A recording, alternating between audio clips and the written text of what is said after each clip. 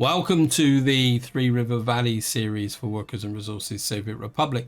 Now this video is called Trains and Trucks, and it's going to be a short video where I'm going to talk about what you could call a regular maintenance activity that you need to do, especially when you get a number of years into the game, because of course we started this game in 1928. So we're now, nearly 40 years on since that start date. And the economy's changed dramatically, and of course the vehicles are also aging a little bit as well. So what I started to do off camera was going round checking various things with a review to upgrading vehicles, and then I considered doing this as part of an intro for the next full-length video. And I realized that this is a whole subject in its own right, so I thought what I'll do is I'm just going to go through the process and give you guys a bit of an update of what I've been doing and why you need to do it. Before we get into looking at the trucks, which will be the main part of this video, I just want to show you what I've done with respect to the train, because at the end of the last video we got the train available. What I've done is I've set a route up which goes over to where our oil production is, and it picks up fuel and brings it back over to this fuel tank here. Oh, fuel tanks, actually, there's two of them. Now, one thing, and you can see we've actually got this triangle. It says connection with the conveyor engine oil pump are unsupported with unloading. What that means is that this terminal here actually is full, and the reason it's filled up is simply down to the fact that the actual rail distribution office is struggling with the fact that it cannot gauge what the size of this tank is. But we've got this tank here, which is set which has got 112 tons of fuel. And if I go over here, because just before I started the video I found out that the fuel train is coming out this way, so in theory he should be around here somewhere. He hasn't already picked up. Okay, I'm sure there was a train coming out this way. So he's already come out here and picked up 160 tons of fuel. So if we just let that run, we'll just follow him. The train is coming into here. Now bear in mind that the one of the tanks is already full. But actually I'll just pause the game there, just give you a bit more background. I've actually set the distribution office up to where it is here. And what this is actually meant to be doing is keeping this tank at 50%. But if I show you the tanks, we'll just hook the tanks up here. So that's the one for the port, and this is the one for this one. You can see that this one is actually not 50%. So if we follow the train in, obviously there's supposed to be something coming across. Just speed the game up a bit. I would guess that I've got a feeling that there was a construction train going over here.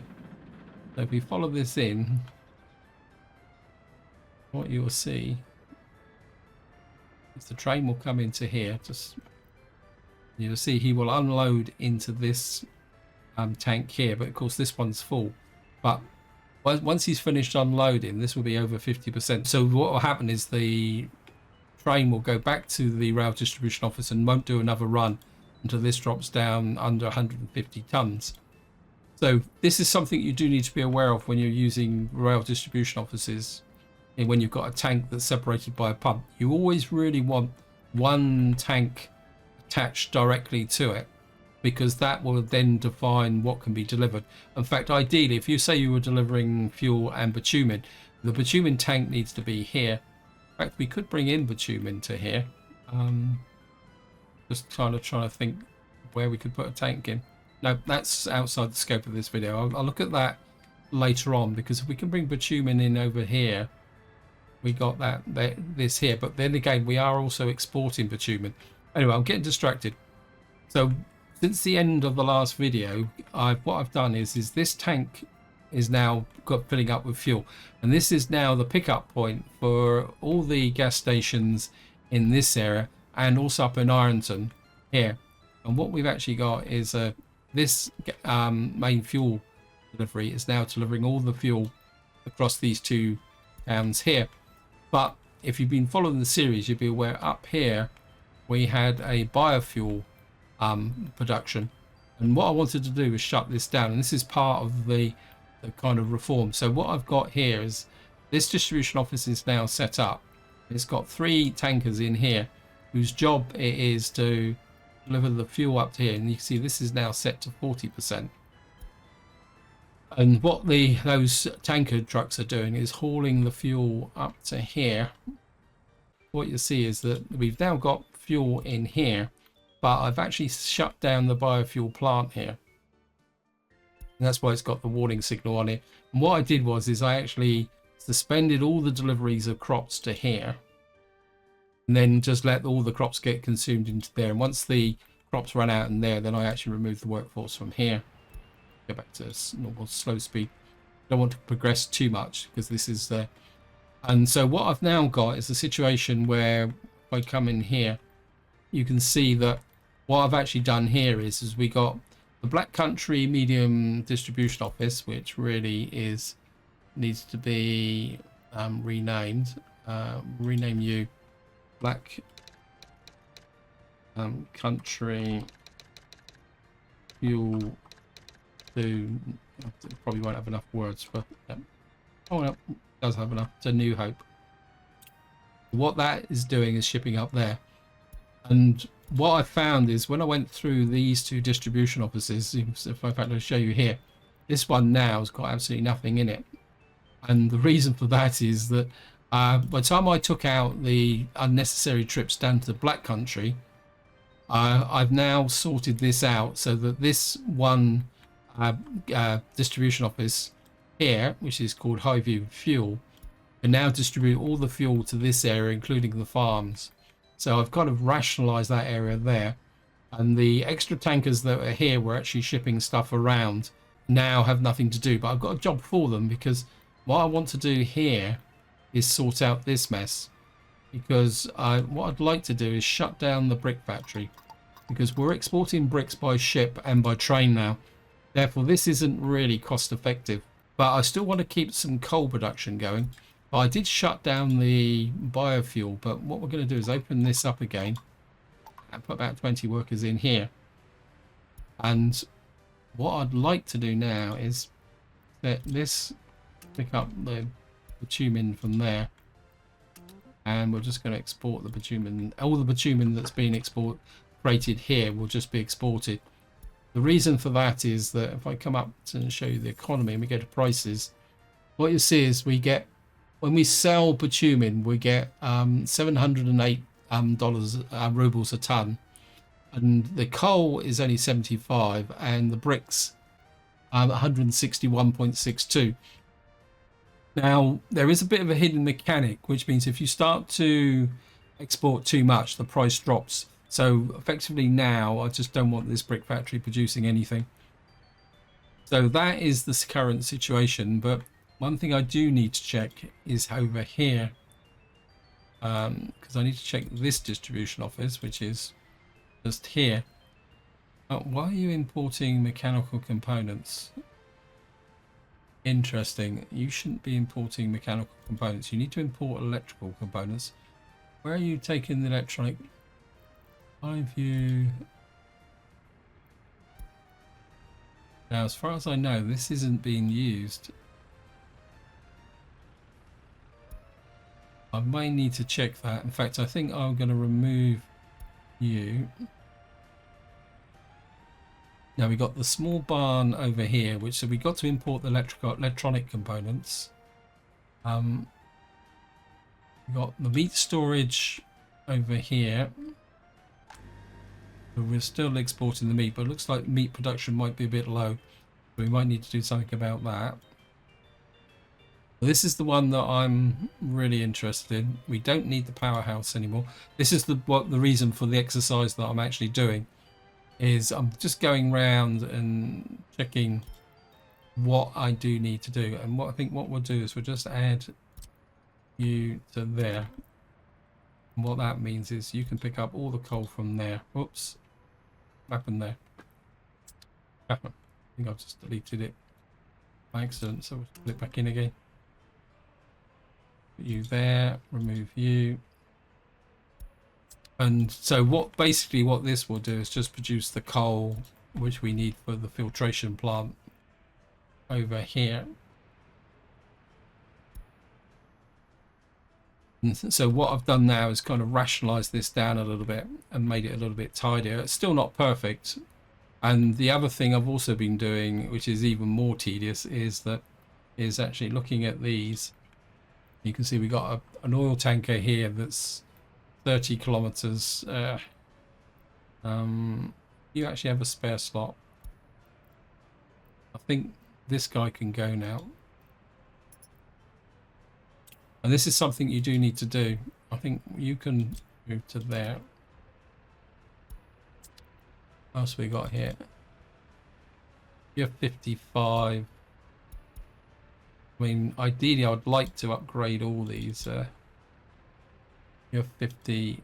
Okay. I think what we will do, and you need to be a little bit careful doing this because you can spend a lot of money.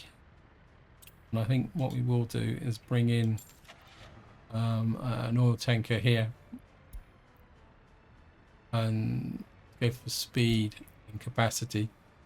You're 16 tons, you're 7.5 tons. We'll just bring in one more of those. You're 55 tons to get rid of you as well. And we're now, one thing you do need to bear in mind if you are playing on realistic mode is that it, unlike because when you're not playing on realistic mode, the trucks will appear in here instantaneously. That does not apply in realistic mode, so you need to be aware about how far your distribution office and fire stations, which I'll talk about in a little while, is from the border. Because you can see here, it takes time for those vehicles to arrive. Before we talk about fire stations, I just want to explain why I've shut the biofuel down here. Is because what I'm hoping is that we've got crops in these silos, and what I'm hoping is that by shutting down the biofuel, because then we're only producing food and clothes up here, what we'll do is we will import a lot less crops. Because if I come to import here, and you can see if we do it for the this year, you can see we've already imported 1,567 tons of crops in. Most of that will be in Ironton. Shutting down the biofuel plant here, I'm hoping that this farms will produce enough crops to keep this going without any additional costs. So moving on to fire stations, and this is quite very important that when you're looking at your fire stations, obviously a lot of these, especially up here, some of these trucks were built right back in the 1930s. So what I'm doing is kind of going through here. See, this is 50 kilometers an hour. Both of these are 50 kilometers an hour. Because what I've done is one pass of all the fire stations I've built so far. So what we're going to do is, this is a Mac AC. I think we can sell. We're going to sell you. This is actually $7,000. We're going to sell these.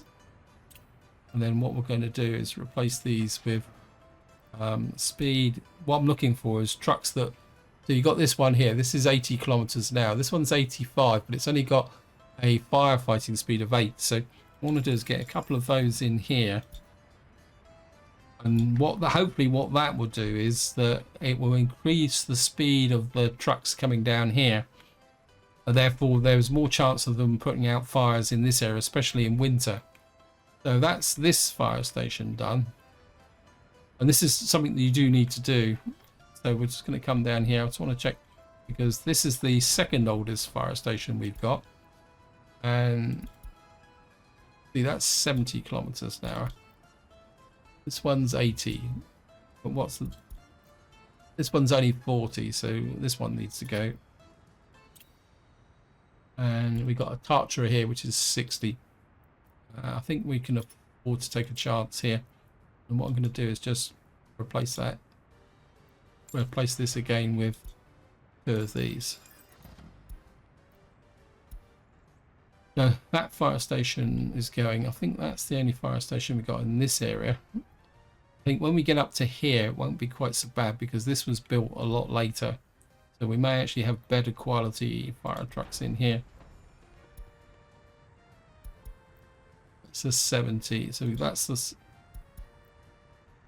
80. So we got a good selection here.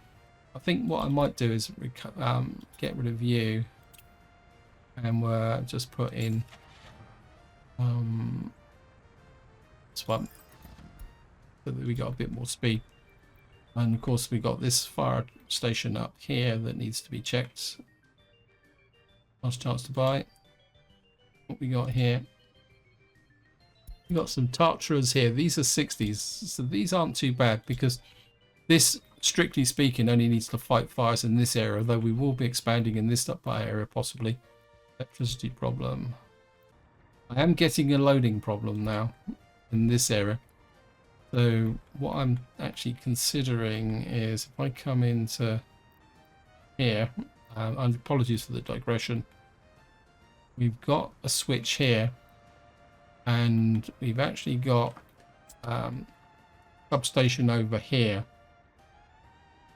which is going to go up to that direction. So what I might do is put a back connection up to here to get more power into this area, because I think if we come in here,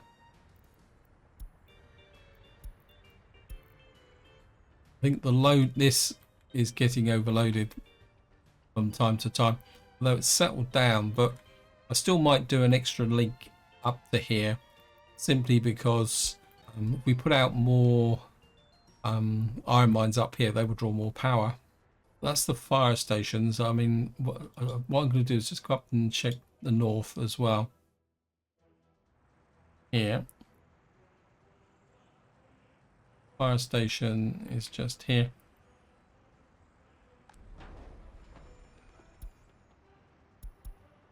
US 70, so I think US 60, so maybe we'll get rid of the Tatra there and just upgrade you. Put you in as well. Ha! Got fire. I suppose it's probably going to be one of the places where I don't have a fire engine. So where are you? Oh, the pollution monitor's burning down. It should be okay. There's the fire engines just arriving to save the pollution monitor. In fact, that's probably a good, once the fire's been put out, just to show you, because I've now shut down the brickworks, the pollution in this area should start to improve as well, because the pollution was coming out into this area, but because we're only using the buildings at the back here now, and in theory the coal plant shouldn't run that often. I mean, we could put up a small export route here, and this is an example of the results of what I've been doing, is that we've actually got a whole series of empty distribution offices now, because a lot of the focus now has been moved down to this area here. And of course, the next thing you want to check is your farms, although we're going to have to be a little bit careful because the farms are in the middle of the process. I think I've already done most of the farms here. Probably could do replacing the tractors, but they're busy at the moment. Let me just check here. Yeah, these farms are fairly solid.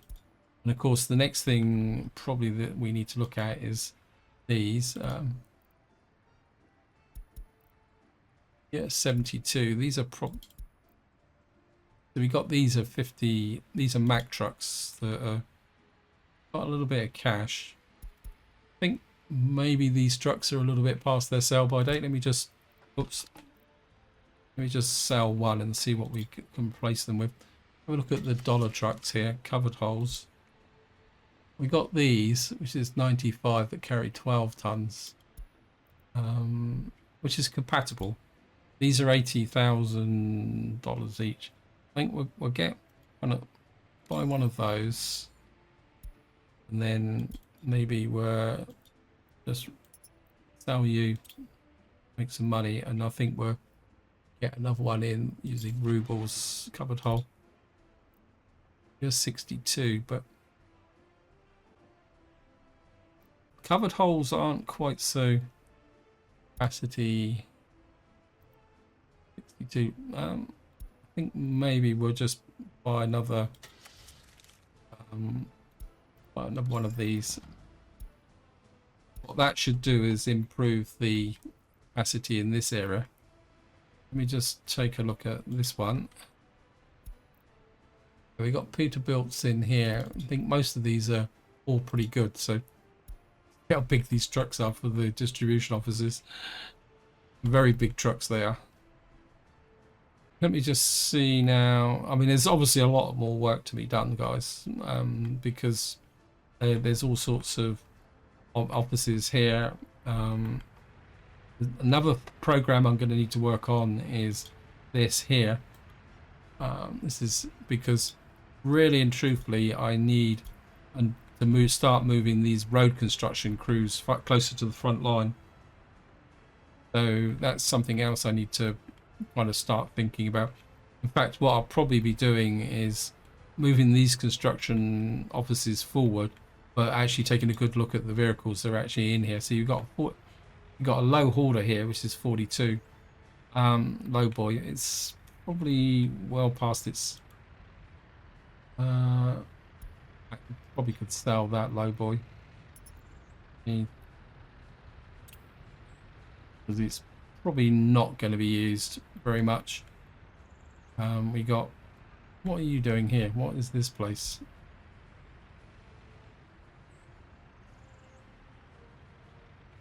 Oh yeah, what that is doing is, this is another change I made since the end of the last video, is why have I got this guy here?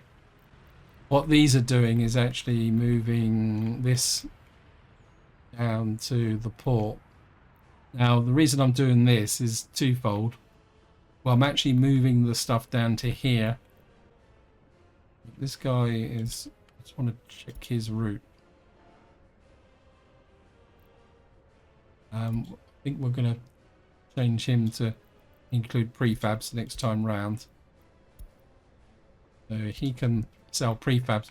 The main reason I'm bringing the stuff down here is that we've got the port here, which is actually finished.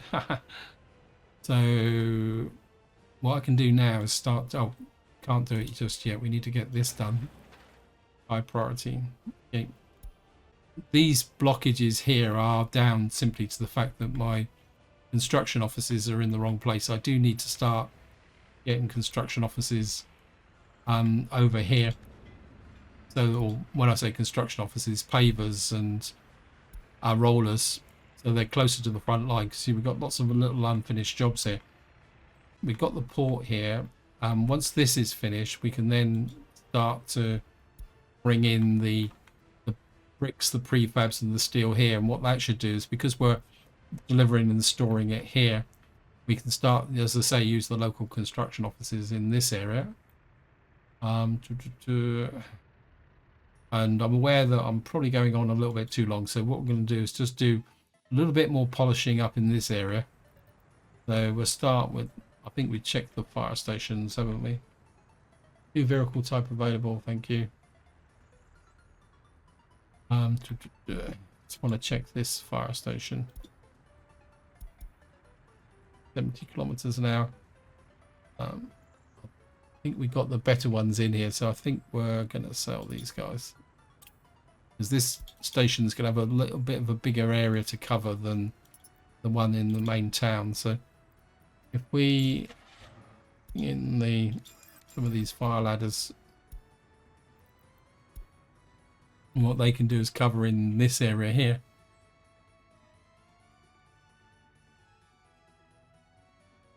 And we've got no workers here. I've got a distribution office here. You've now got the bitumen in here. So what I'm going to need to do is start to set up a bus route out to here. This still needs the water. Why is that not? I think we're still building this. Just get that built. What I'll do is, the purpose of this video is not to set up the route to here. And of course what we'll be doing is using minibuses. So I'll do that off camera, guys. I think probably the construction offices over here need a bit of work as well. Let's have a look at what we've got in here. Yeah, you can see the construction offices aren't very busy, so it's almost like they've run out of work to do. Let me just actually, I've just got a new project for these guys. We're gonna start building this farm, because what I do have up here is a problem with the crops.